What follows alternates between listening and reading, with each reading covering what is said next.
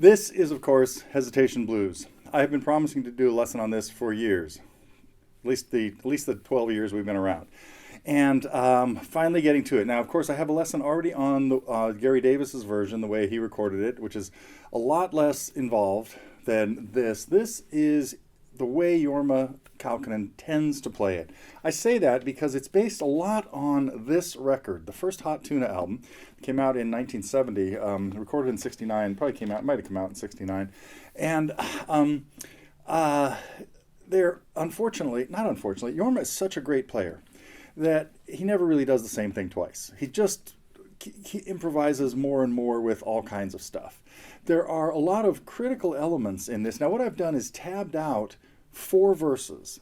The 2 that he does as an introduction before he starts singing, which is close to what I just played there. I'm not reading the music. I make it up too.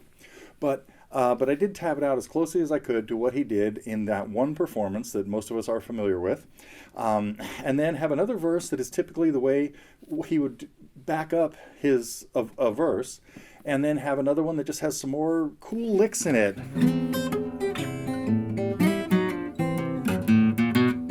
We're going to take a look at that one and just a lot of others. So this is going to be a challenge because for anybody, because really the note-for-note version, it will never quite have the feel that you need to put across in this tune.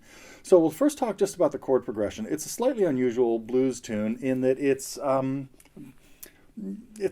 of 12-bar blues. It's a variation on 12-bar blues tune. That's what it is. It pretty much follows a 12-bar blues layout, but with the main difference being that instead of 4 measures of chord 1, in this case the key like C, it's the relative minor, A minor, and its dominant, E. So basically we've got 4 measures of A minor and E back and forth, and the E7 finally going to a C7, setting up chord 4 in the 5th measure, or what I would the second line, where 12-bar blues has usually 3 lines of 4 measures each and cool turnarounds.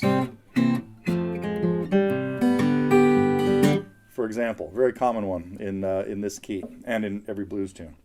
So, but first we'll talk about the progression, just so that you can kind of strum through it and know what's going on with the chords. And then we will break it down. I've got 3 pages of tab here, basically, again, 4 times through the progression with all kinds of cool licks and embellishments. So, here it is, long-awaited, at least in my book, lesson on Jorma Kaukonen's version of Hesitation Blues.